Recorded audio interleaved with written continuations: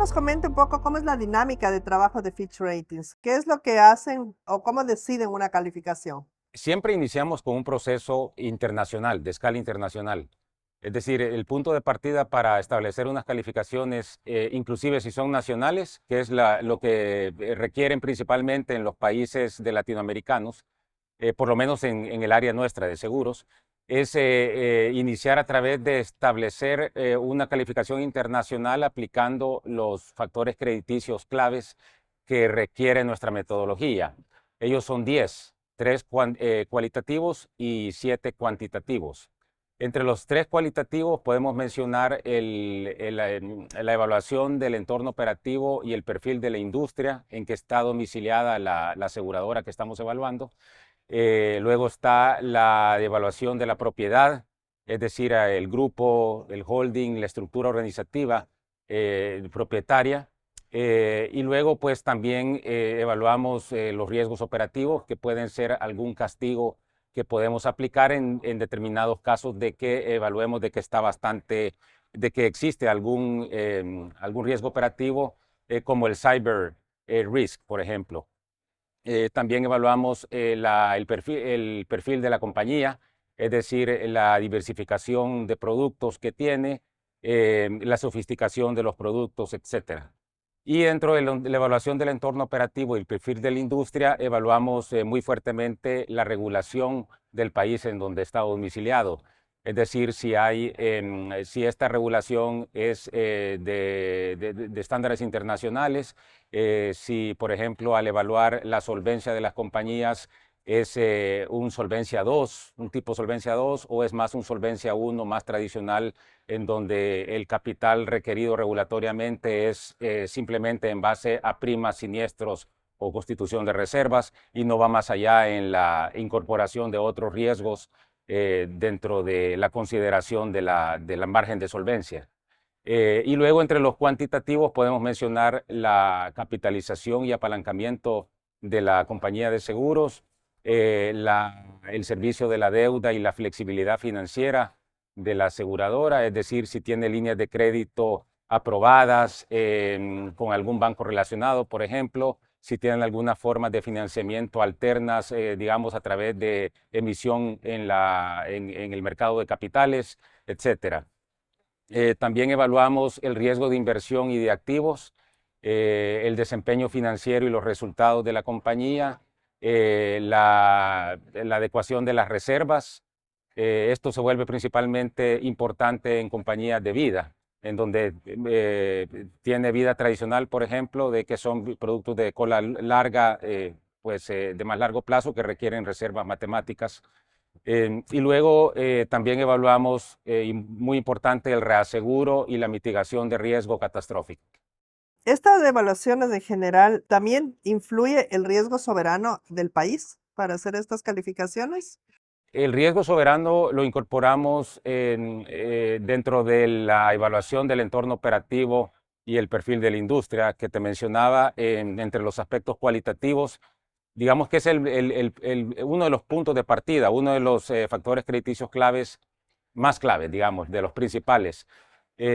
¿Por qué? Porque el riesgo soberano es uno de los 5 componentes, junto con la regulación, con la sofisticación de la industria, con la adecuación de las reservas, que tenemos en consideración para establecer un margen, un rango de calificaciones que podemos, en las que nos podemos mover en determinado país. Y ese riesgo soberano va a tener, digamos, va a constituir una especie de cap, de límite máximo, que va a jalar, si en caso de que tuviera fortaleza en la regulación y en la sofisticación de la industria, etcétera. Entonces, sí lo incorporamos de forma muy importante, pero en la escala internacional.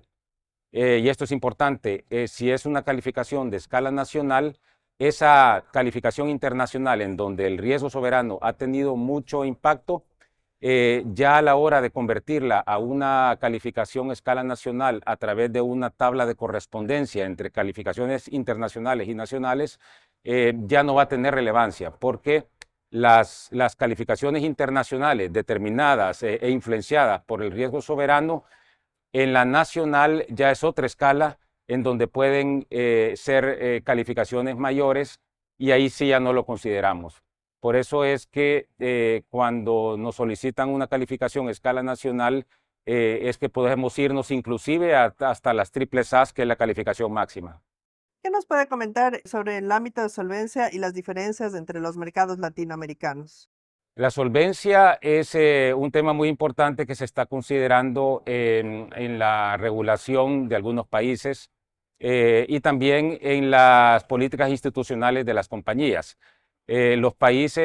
Algunos países latinoamericanos se han tomado más en serio el tema de establecer requerimientos regulatorios de capital, es decir, requerimientos de margen de solvencia de mayores estándares internacionales.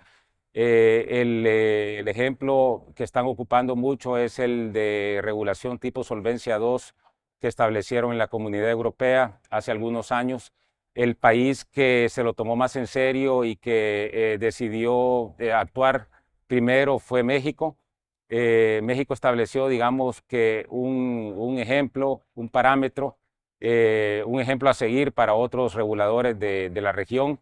Les tomó muchísimos años, hicieron el trabajo muy bien, establecieron muchos test de impacto y pues al final lograron establecer una solvencia, una regulación basada en Solvencia II, muy bien hecha, con todos los pilares, es decir, con el pilar cuantitativo, con el pilar de transparencia y de requerimiento de información.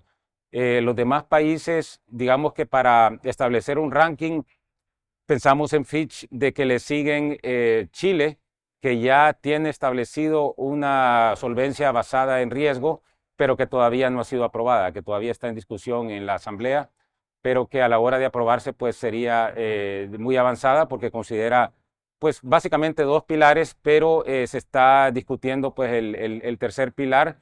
El tercer pilar, que vendría siendo la divulgación de la información, digamos que ya lo tiene listo Chile porque ellos siempre pues se han caracterizado por una divulgación de información bastante robusta. Los otros países de la región que podríamos considerar que están bastante avanzados son Brasil, que inclusive ya consiguió una equivalencia de parte de la Comunidad Europea para su regulación tipo Solvencia II, pero digamos que muy en sus primeros etapas. Y luego Costa Rica. Costa Rica pues abrió el mercado a la competencia privada y desde que hizo eso estableció una ley de seguros basada en riesgo. Y luego Colombia, que ha ido paulatinamente agregándole riesgos adicionales al riesgo de suscripción a su requerimiento de solvencia.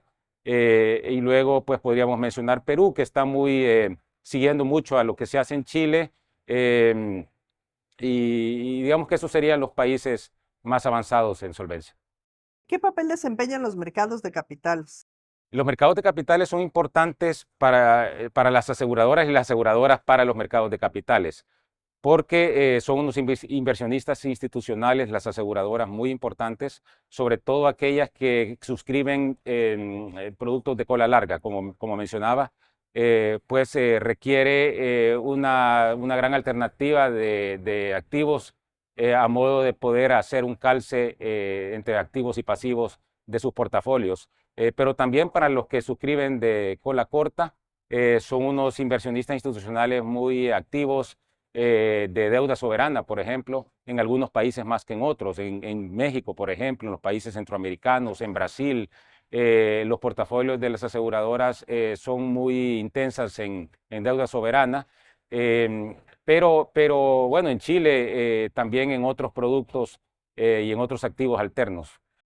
¿Cuáles desafíos está viendo para el mercado latinoamericano?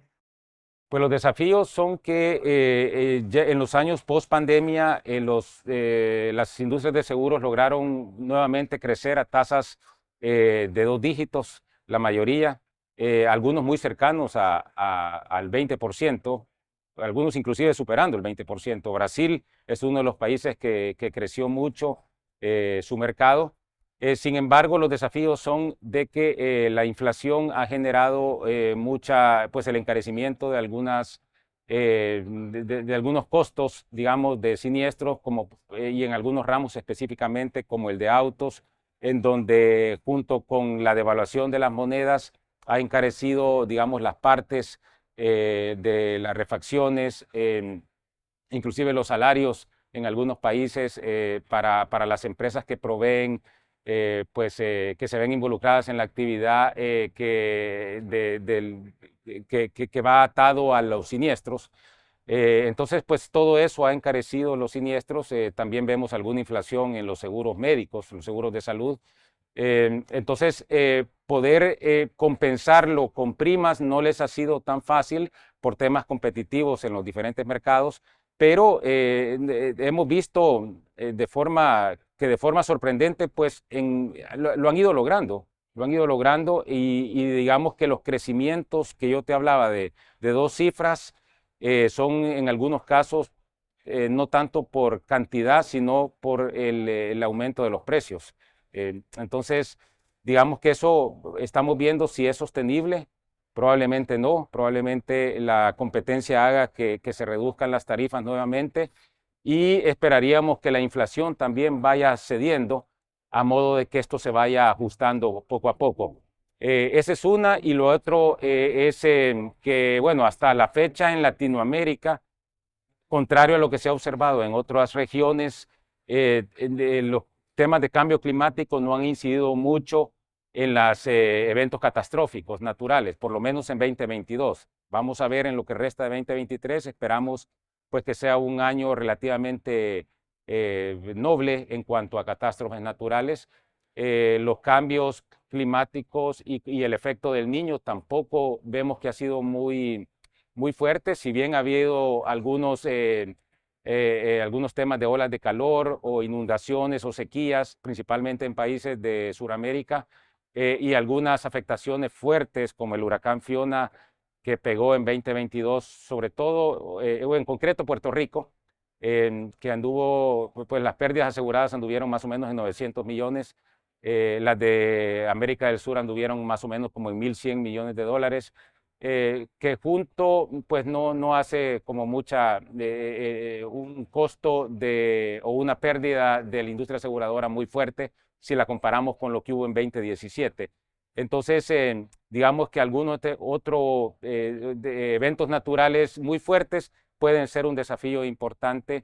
Y el último quizás que vale la pena mencionar es el periodo duro que está pasando en la industria reaseguradora internacional, que eso se está reflejando en mayores costos de reaseguro para las aseguradoras latinoamericanas, que son muy intensas en el uso del reaseguro.